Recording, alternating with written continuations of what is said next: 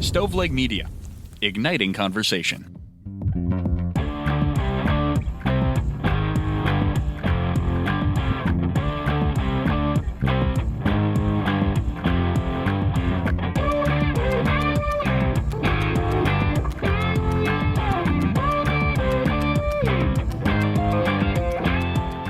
Welcome to True Crimecast Patreon. I am John, here with Jamie.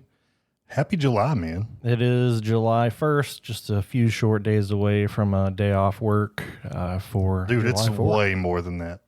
A day off work. It's the best breakup that the world has ever known. You know, I saw a conspiracy about that the other day that Britain only surrendered because they had made agreements with some of the Native Americans, and that by letting America win the war, they were then able to go back and take more land from Native Americans because they didn't actually have that treaty anymore. Oh, I'd never heard that.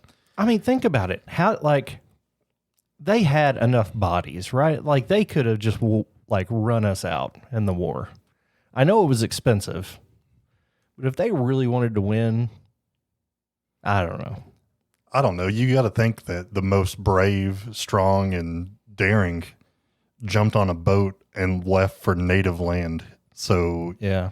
they were kind of crazy anyway, right? So Yeah. I don't know. But you're love right. our Great breakup. I love our English friends now, but to go, like every year on the 4th of July, my family reads the Declaration of Independence, and I have to say it is the best breakup letter. It's pretty strong. It is the old saying, it's not you, it's me. Yeah. The Declaration of Independence is like, oh no, it's all you. It's absolutely. As a matter of fact, here's a list of all the reasons it's you. So Yeah. I love the 4th of July. I love America. There's a lot of things I'd change about it right now, but overall I love it. Can't believe half a year's gone, man, and there's a lot of things going on in the true crime world. We have Karen Reed, who was acquitted, if I'm not mistaken. Yep, acquitted on second-degree murder, manslaughter, and leaving the scene of a homicide. Was that how you anticipated that to go down? It wasn't how I anticipated it to go down. Yeah, I kind of expected her to be guilty on the manslaughter charge, not second-degree murder. I don't think they proved that. No matter what you think happened. Now, what I think happened is a completely different situation too, but we covered it with Lauren Conlon, who came on and talked to us about it, and it was a pretty, I don't know. The trial is just weird. There's also the trial from Bardstown, Kentucky going on right now. That is the disappearance and murder of Crystal Rogers. There has already been one trial, if I'm not mistaken, maybe, or has there been two trials? No, and this is the third. There's been this one. is one. That guy was found to be guilty on basically being an accomplice to murder. Yeah, conspiracy, because that was Stephen Lawson, who was an employee of Brooks Houck. He got on the stand and admitted, I picked my son up after he stashed Crystal's car. Yeah. So now the trial is Brooks Houck and Stephen's son, Joseph. Yeah. So that one is super interesting. It's still going on, if I'm not mistaken. I know it's been moved out of Bardstown. Obviously, you can't have that trial in Bardstown. Everybody knows about it. It's in Bowling Green, Kentucky. This is the hottest week that I ever remember in Kentucky. And the air was out at church this morning, and it made me feel bad because the air is out in the courtroom over in Bowling Green. It may be back on now, but I know the other day it was out, and it's I think it's in the high 90s right now. It feels like it's in the 100 and it's like 107 outside. All that to say, it is hot. It is definitely a crammed packed courtroom. And man, that one is going to be interesting. I can't imagine leaving there without a guilty conviction, or like a conviction of guilty for Brooks Houck. I think it's just a formality, but there's a blog that I'm reading, Jamie, and I forgot to forward that to you, but the testimony is interesting. I mean, it's, I don't know. There's a lot of people that I feel like knew what was going on, and now it's all coming to light. And it's unfortunate that it took the Kentucky State Police kind of giving everything over to the FBI and now things are coming to light. But Right. the local sheriff's office just was not able to get traction in the case like they needed. And at this point, I mean, we're just like 3 days in, but the defense has just basically shown that Brooks Houck is a liar. Don't believe anything he says. And I mean, that's a heck of a start, if you ask me. Yeah. Well, we've got an interesting case. Any other updates from you, though? So by this time, I hope we have a verdict in the Diddy trial, but it has not come yet. They, the defense rested on Friday without calling a single witness.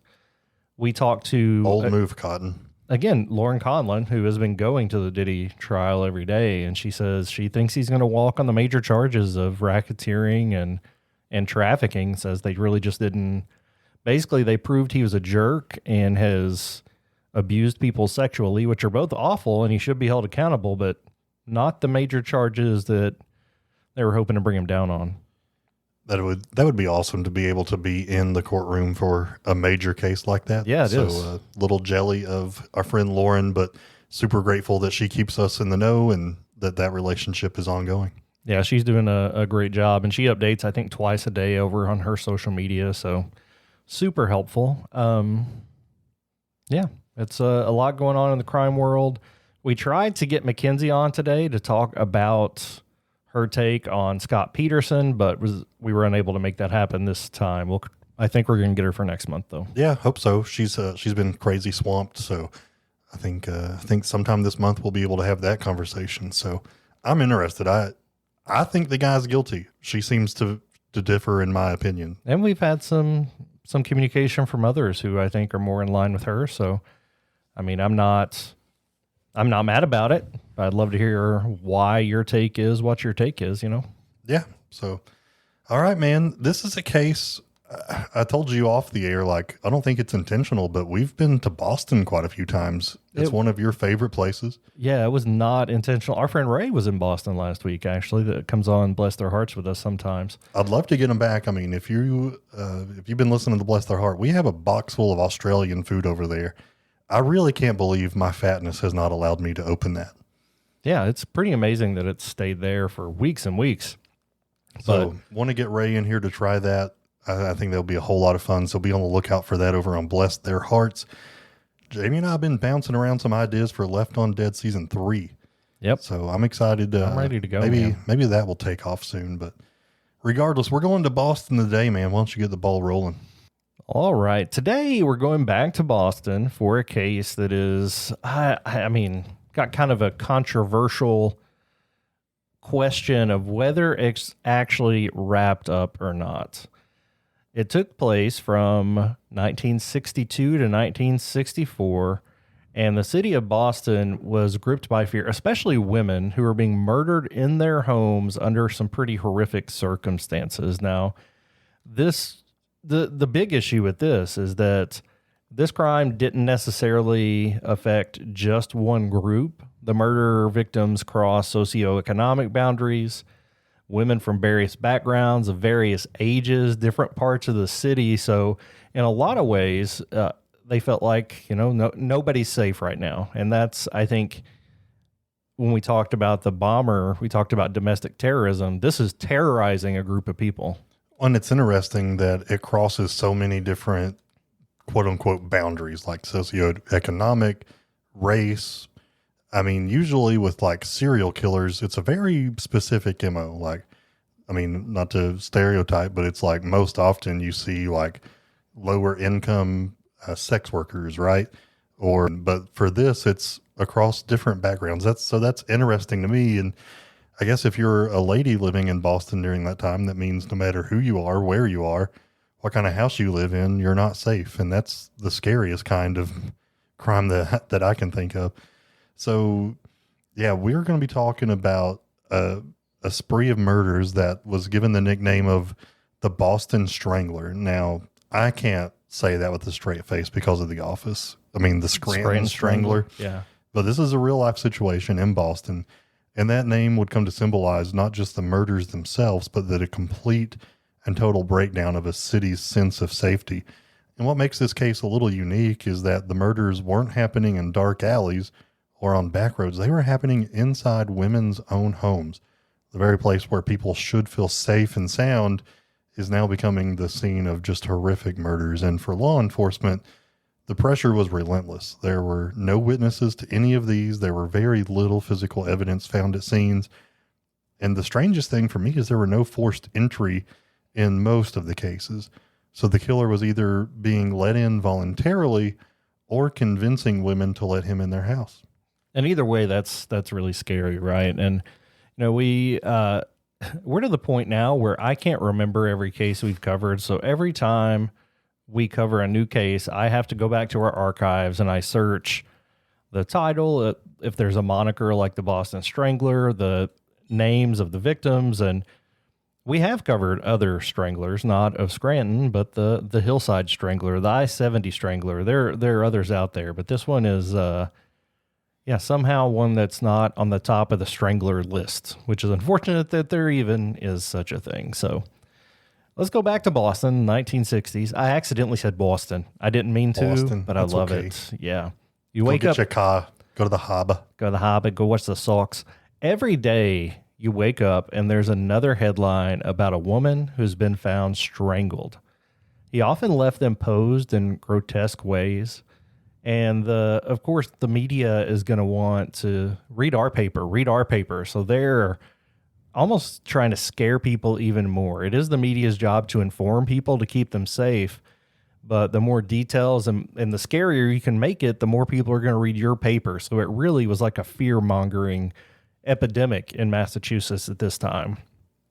Men feared for their wives, the loved people in their lives, their loved ones of all ages and sizes. Hardware stores were selling out of deadbolts and window locks.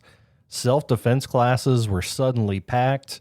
There's a certain part of the economy, John, that was actually absolutely bolstered by all this fear.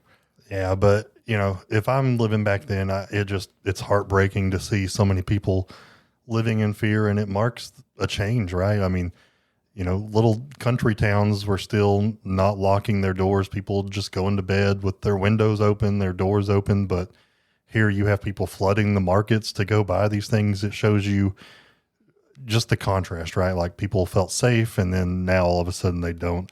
So let's kind of back up and go through some of these in order here. So let's talk about the first murder.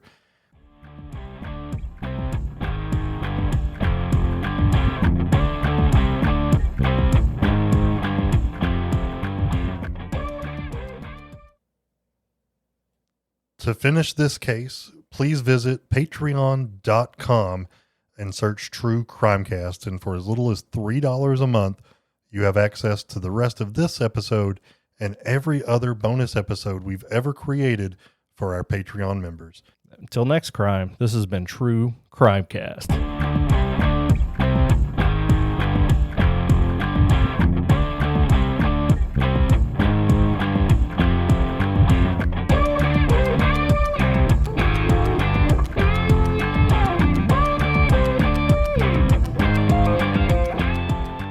You've listened to True Crimecast, distributed by Stoveleg Media.